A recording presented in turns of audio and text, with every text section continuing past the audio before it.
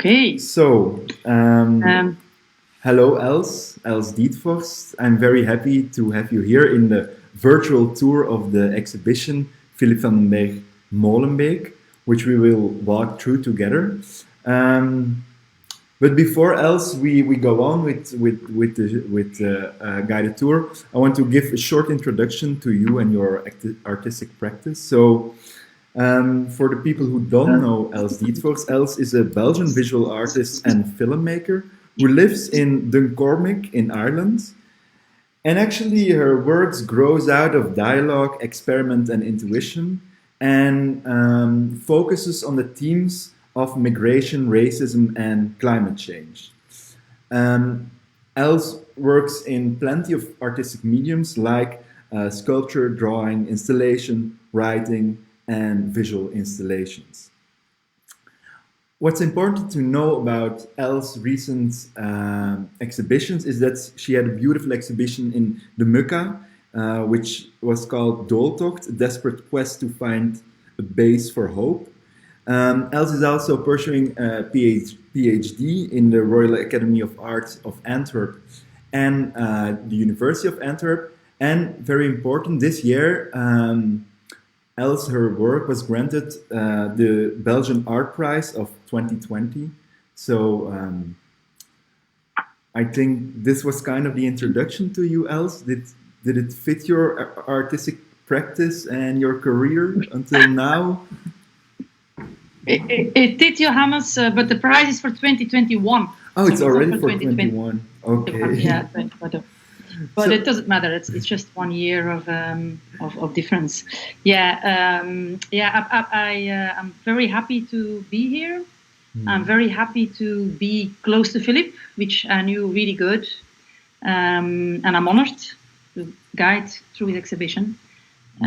So yeah, thank you very much for inviting me. Great.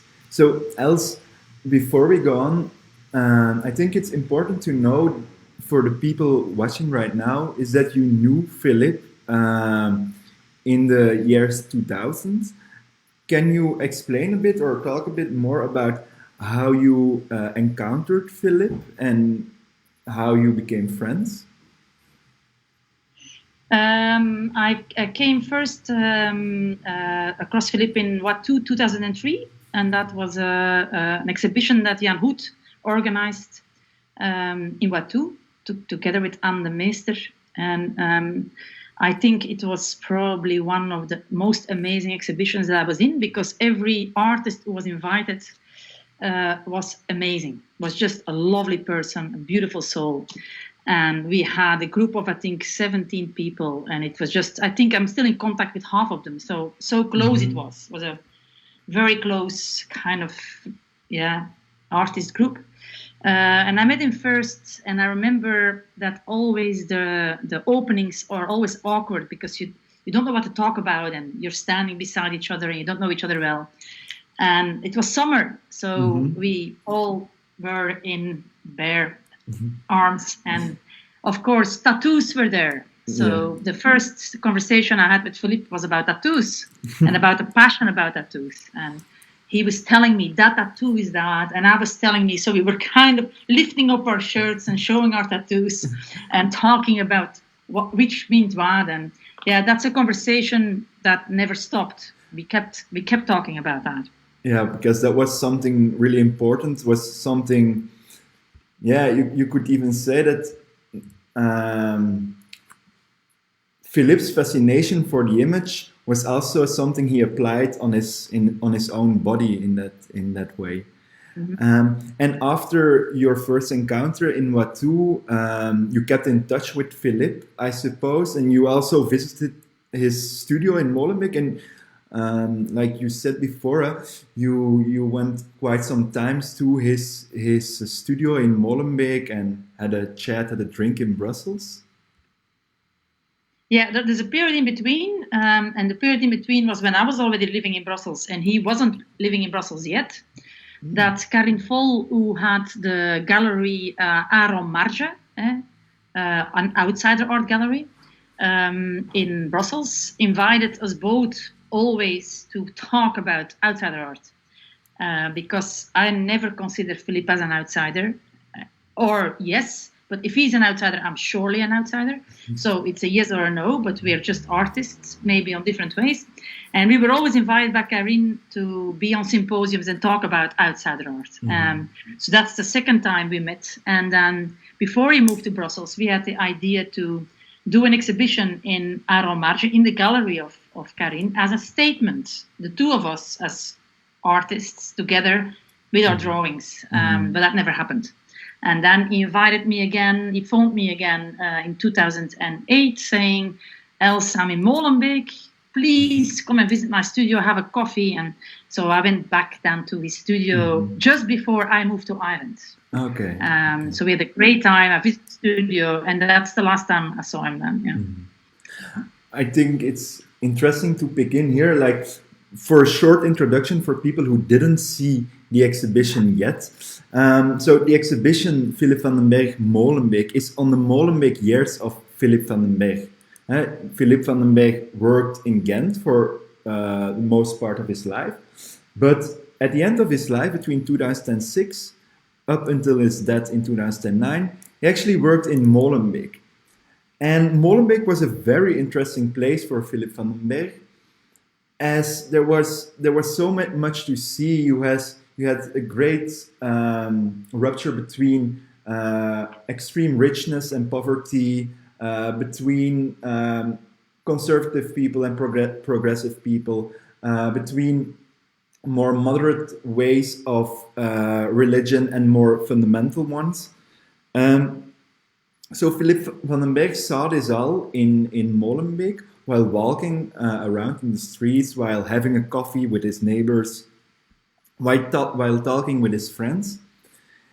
And what you see is that Vandenberg, when he enters his studio, Molenbeek takes up a very important place in his work.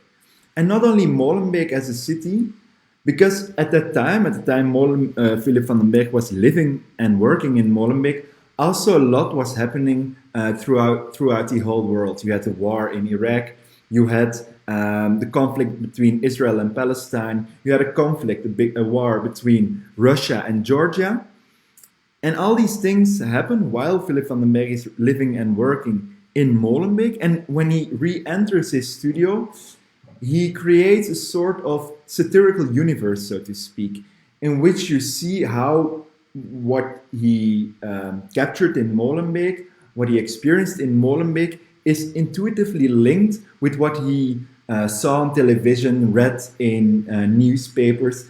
And you could even say that his drawing practice of these years is a big pamphlet against everything what is fundamentalism, racism, dictatorship, mass history. And as we're here in front of this beautiful wall, is the first exhibition space we're in. And you notice something really interesting, I think. See the wall. I don't see the wall there, Johannes. Maybe I see you, but I don't see the wall. You see me? But yeah. You see it on the Instagram normally. No, I'm on Skype right now. Where do I have to be? On the Instagram? On your smartphone normally. It is. Okay. Okay. Yeah, but I know the room by heart, so I can easily go back to it. Let me see. Yep, I have there. Yeah. This was. Yeah. I'm very happy I saw this exhibition live. So I was in September over in Belgium. The combination Philippe Vandenberg and Anna Torfs was for me, absolutely great, because Anna was in the smaller room, and actually a lot of links together. I really loved the two exhibitions. Top class, I thought. So the first room I entered was nearly my favorite room, and actually Johannes, I didn't tell you why, because I looked again at it, and I think, first of all, there's a repetition in drawings and writing that you have to connect yourself, which is nice. So it's the same sentences coming back and back and back. So as a viewer, you have to connect different meanings from somebody who's very fragile message, then somebody who's really like, fuck it all, and then somebody who gives a message of hope, let's drink the sea and dance. So all those three emotions are totally linked there, I think. And for me, it's like a whirlwind that Philippe always had, and that a lot of artists have, which I see in this wall.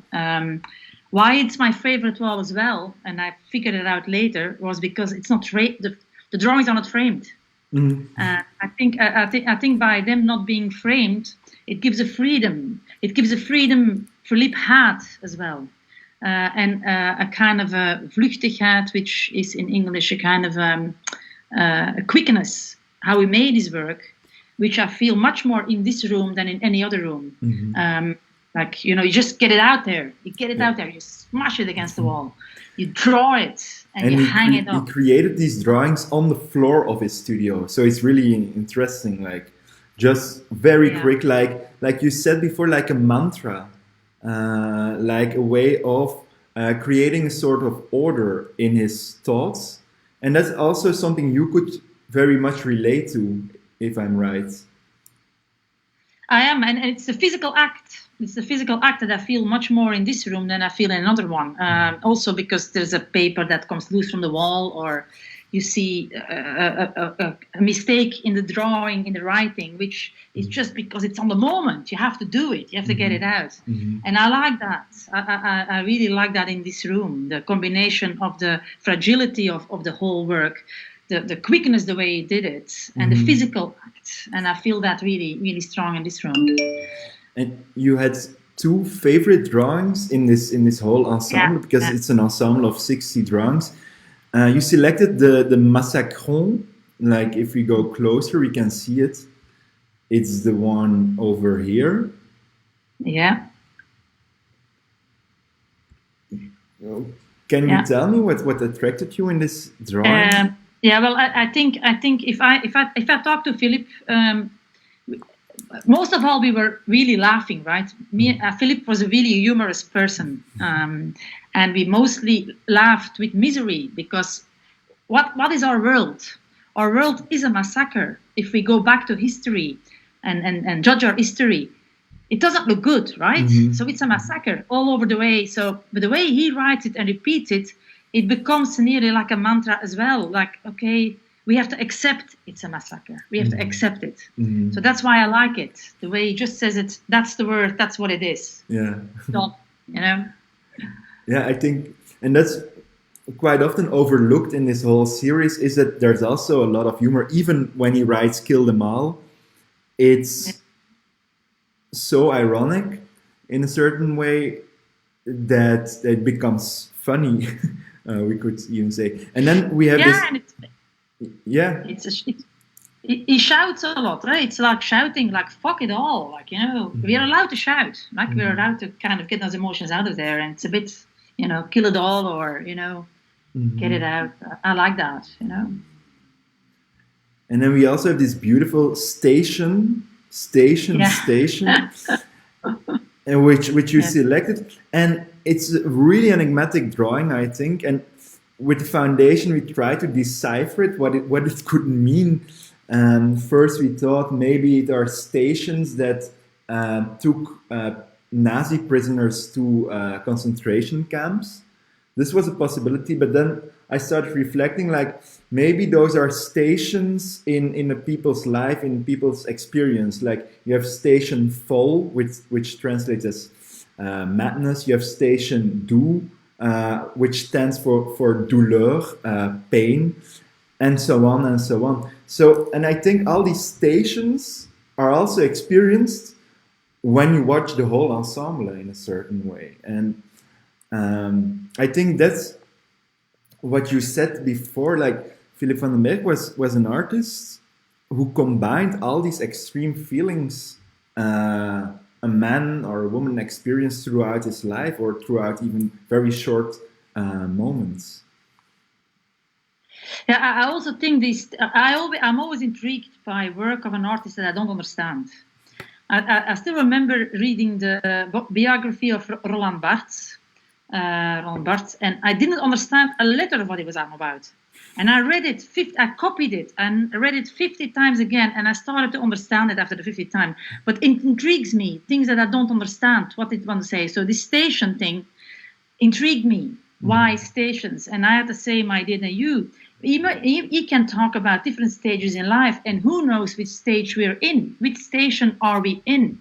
Because I believe in life that is not you grow up and you have your puberty and you have your adulthood, and then your what I'm in now, you're older, 50 years old over. I still think you can come back. I think it all can be combined. So for me, maybe he was looking like which station and I'm in.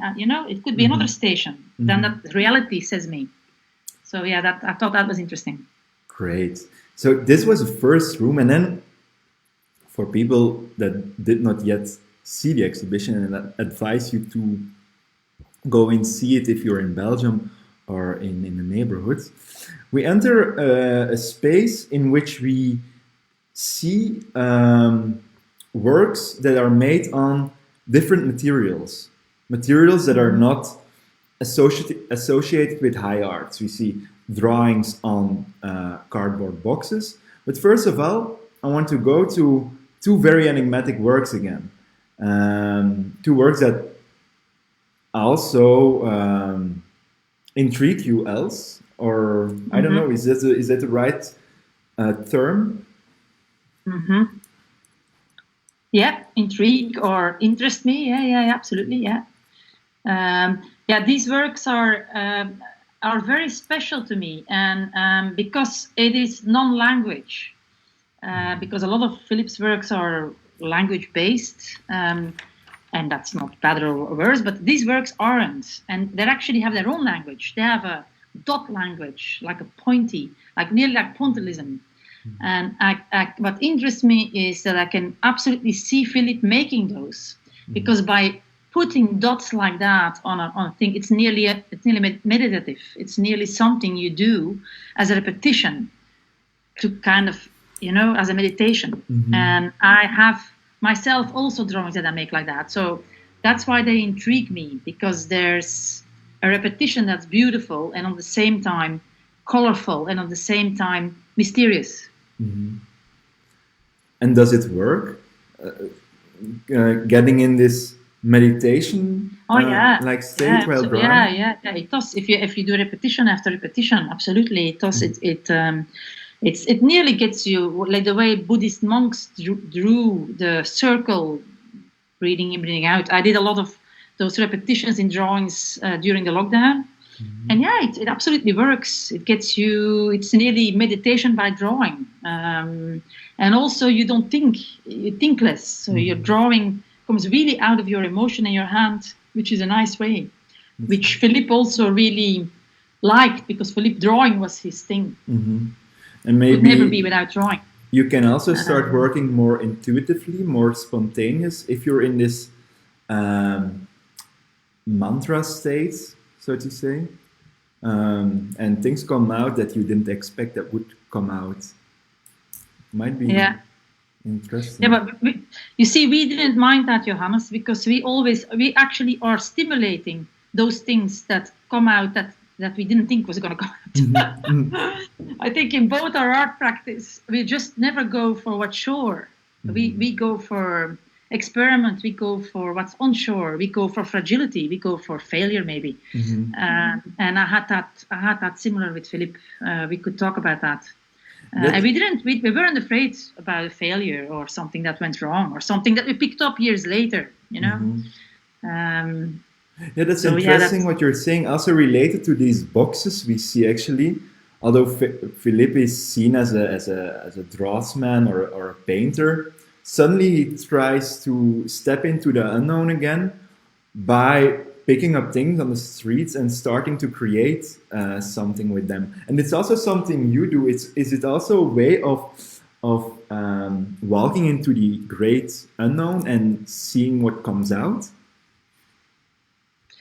Well, I think it's a way to connect with your environment.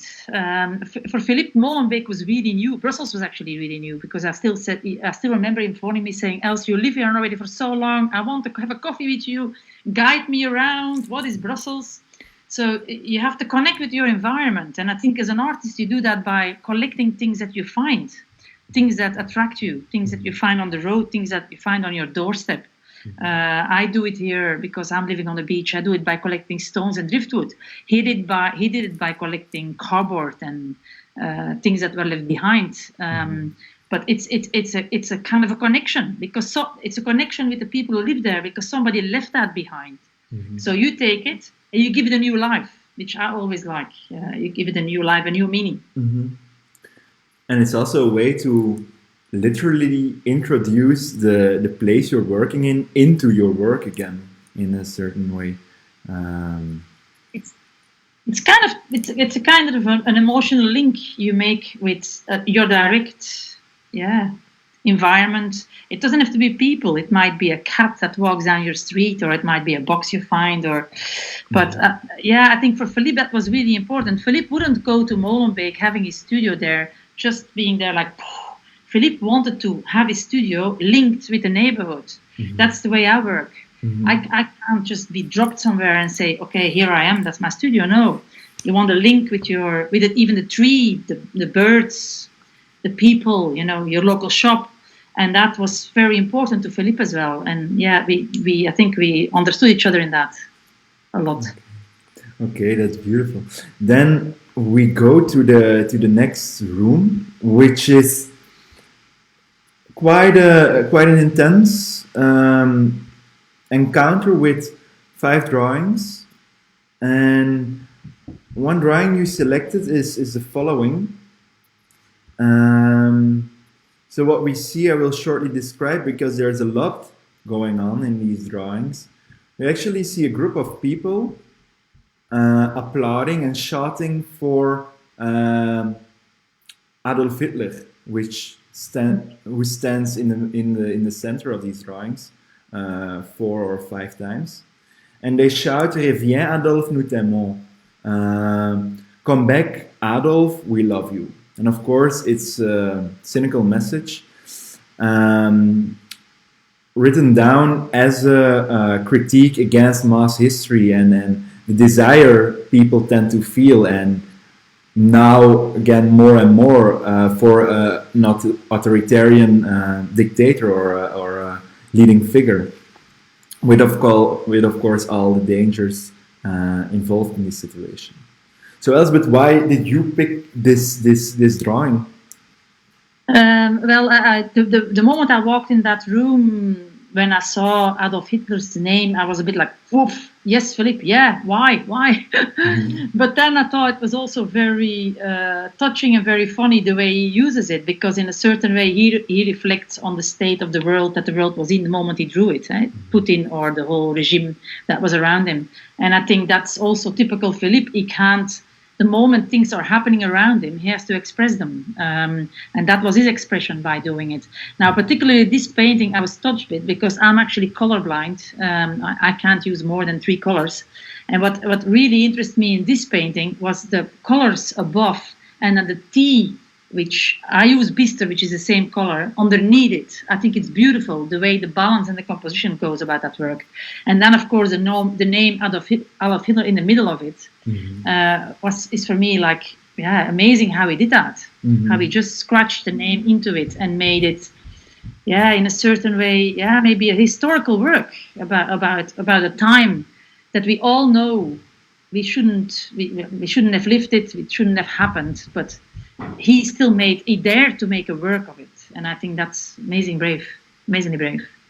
And did he talk with you about this urgency of depicting nearly everything? Because we have the feeling, if we walk into this exhibition, that there was no frontier. Philippe Vandenberg could really draw everything he wanted from a sort of intuitiveness, sort of spontaneity. What was the importance of Philippe Vandenberg of being able to draw everything? Well, I just think on a certain moment in your life, I told you already before, since I moved to Ireland, I don't feel like I have a shield anymore. So everything comes in and everything comes out, right? So you see, when I come now to Brussels, I visit Brussels and I see homeless people, I want to take them all in my house. Because I can't say, are we human? Why do we do this? Why are these people on the street? So I think there's a kind of a way that he had the same thing. He took everything in. And a nice thing that I heard on the interview that he was saying was like he heard a goose being killed, and he heard the goose, and immediately had to make a drawing about the goose, which is really nice, because as an artist, it's not only what you see, it's what you feel, it's what you hear, it's your sensations, and you just have to express it immediately. And his language was drawing. My language is not only drawing. I write and I make sculptures, but probably more than drawing. But his language was drawing, and it's nice. It's something that comes down from your artistic soul. You have to express it. Yeah. Did you actually ever see him drawing? No. Mostly we talked a lot. We talked and we laughed a lot.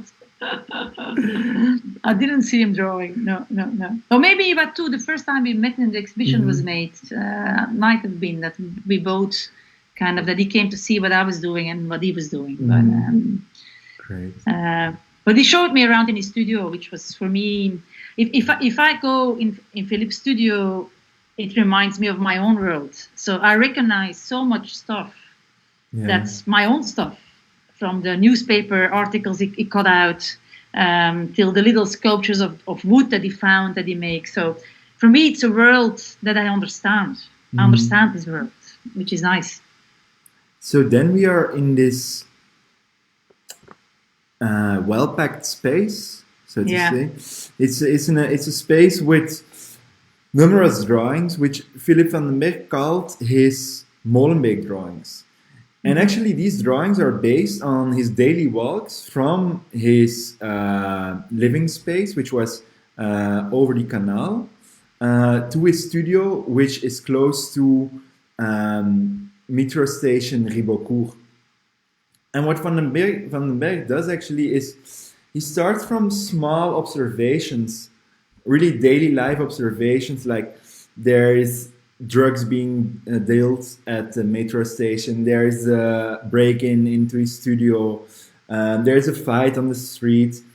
But what Vandenberg does is, by simplifying everything he sees in some tiny lines, sometimes a bit more energetic, sometimes with color, but always simplified, he creates sorts of icons of Molenbeek reality of that time. And we have plenty of motifs to discover, and I won't run over them all.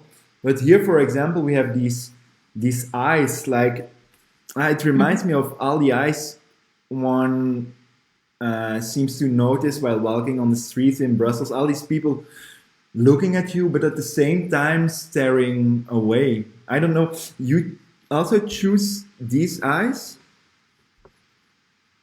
It reminded me of the Turkish eye. It reminded me of a kind of a ritual or something that he repeated to see who's behind the eyes, but also what could an eye mean. And I really liked the way he built up his drawing there. I really liked the way the repetition of every eye is different. Like for me, it's a really drawing about humanity. About us being all different, but in a certain way the same. And if you look into each other's eyes, or in what you can do now, because it's easier to look each other's eyes than see a smile, you still find again a smile in an eye or a sign of humanity. And for me, that's what he wants. He wants to connect, I think, with this one, with people of his neighborhood, and that's what I see in it. Yeah. Mm-hmm. And then there is another drawing, and I will go to it.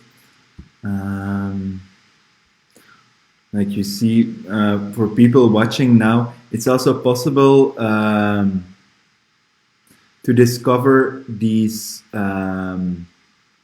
3D scan of the exhibition online. It's on the website of Beaux-Arts.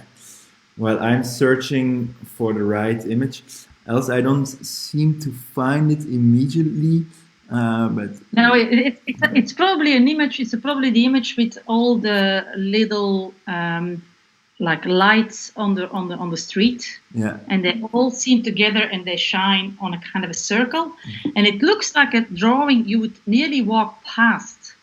But that's actually the drawing that I like, because I see that this drawing, isn't it? Walk on the street. street. I don't see it right now. I don't know where it is in the whole series, but I have to stand before it. Here we have it. Wasn't it this one? No. It's a very simple one.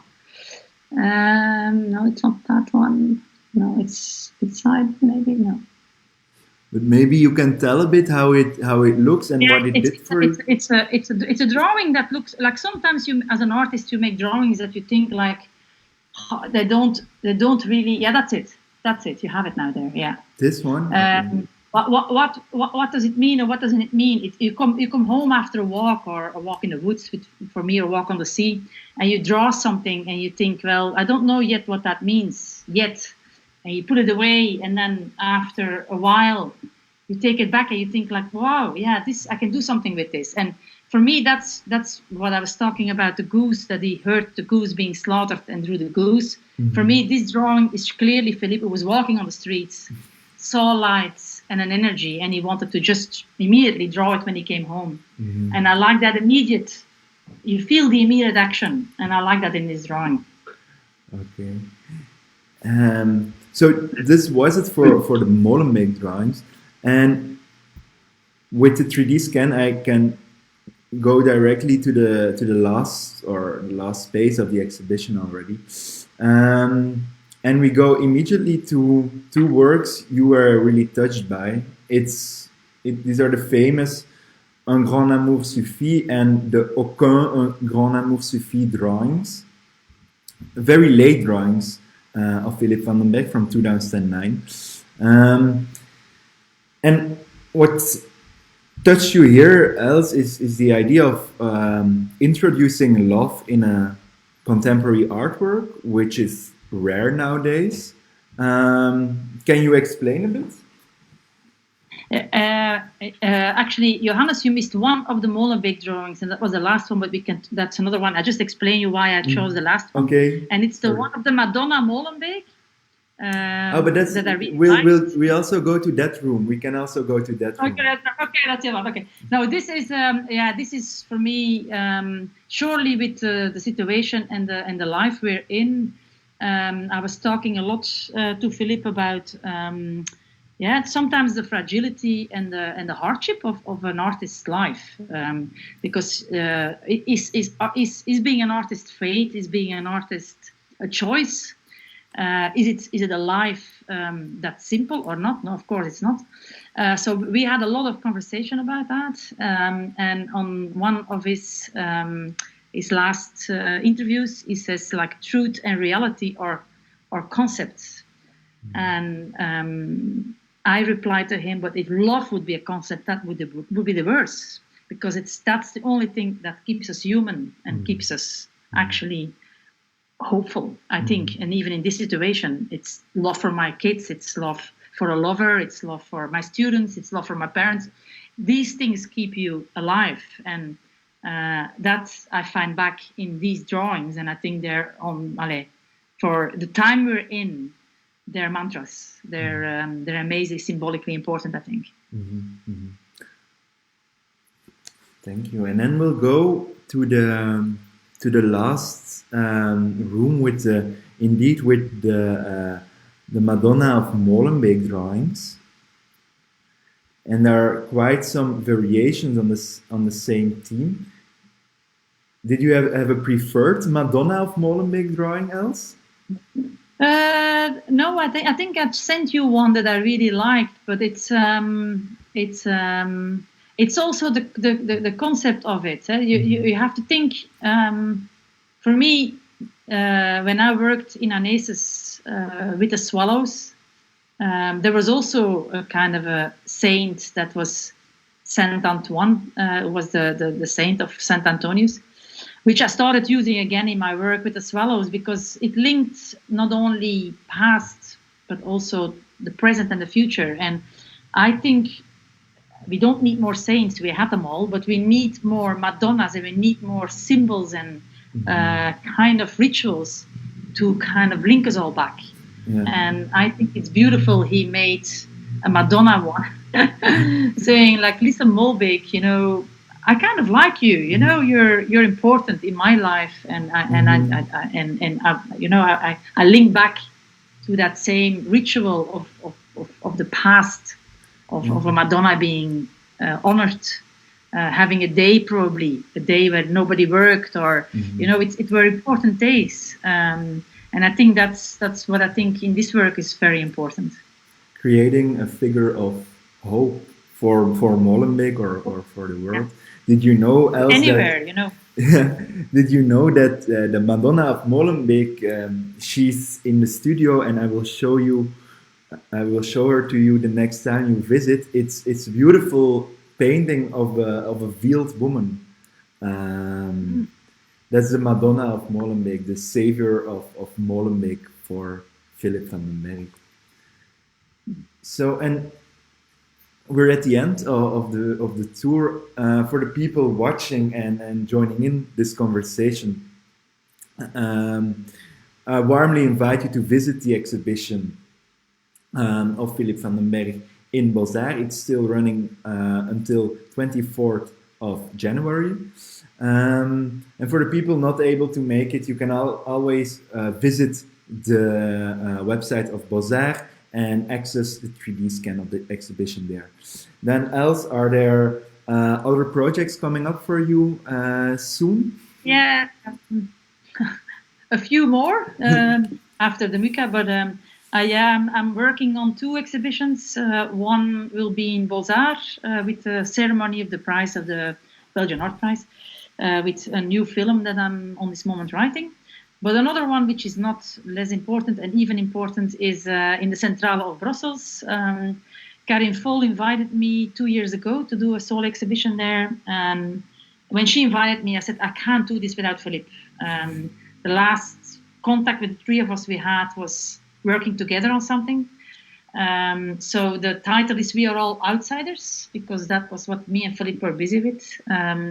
Then I think I'm an outsider or I'm not, but anyway, we're all linked. So we'll use, I will work with Philippe together, but I see that as a working together over borders of death, over borders of theater art, over borders of street art, museums. So it's actually breaking borders and trying to break them open and make us all one or connect us all. And that's the exhibition in the Centrale. Yeah. Oh. So Philippe will be part of that as well. Yeah. So much to looking forward to, and so soon already. You must be very busy.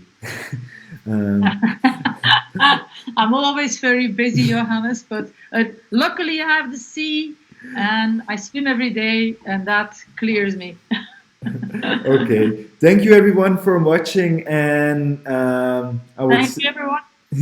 Bye.